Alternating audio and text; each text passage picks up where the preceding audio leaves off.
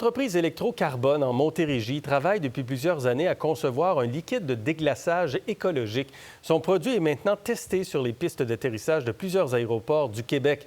Voici Marie-Isabelle Rochon. Ça, à partir des pompes, ça, on va quand même remplir ce réservoir quand même par le haut. Ulrich Legrand et Martin Larocque ont de grandes ambitions pour Électrocarbone. Dans ces réservoirs, ils entreposent un liquide de déglaçage plus écologique qui a pris des années à concevoir. Ça nous a pris environ 5 ans de développement technologique, donc depuis 2019 qu'on y travaille. Ce liquide à base de formate de potassium est conçu pour déglacer les pistes d'atterrissage des aéroports, sur lesquelles on n'utilise jamais de sel de voirie. Ça donne un liquide là, qui est un petit peu comme de l'eau. Et contrairement à ses compétiteurs, Électrocarbone produit son propre formate de potassium. La molécule, elle est connue, donc elle est produite en Asie ou au Moyen-Orient. Elle est produite à partir de pétrole.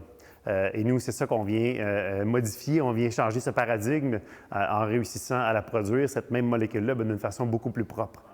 Plus propre parce que cet électrolyseur utilise du CO2 et le transforme en formate de potassium. Et c'est ce qui a convaincu plusieurs aéroports québécois de donner une chance à l'entreprise. L'aéroport de Mirabel a acheté 30 000 litres du produit d'Électrocarbone. C'est un projet pilote, car les aéroports de Mirabel et de Montréal-Trudeau consomment près de 300 000 litres de déglaçant à base de formate de potassium chaque hiver. L'idée, donc, c'est de tester d'abord à Mirabel, parce qu'on a fait de Mirabel une plateforme d'innovation. Et ensuite, après un bon pilote cet hiver, on sera en mesure de déterminer si on transfère également à Youle, si on augmente la commande. Les produits similaires peuvent se vendre entre 3 000 et 5 000 $ la tonne. Électrocarbone croit pouvoir égaliser le prix des compétiteurs lorsqu'elle pourra augmenter sa production.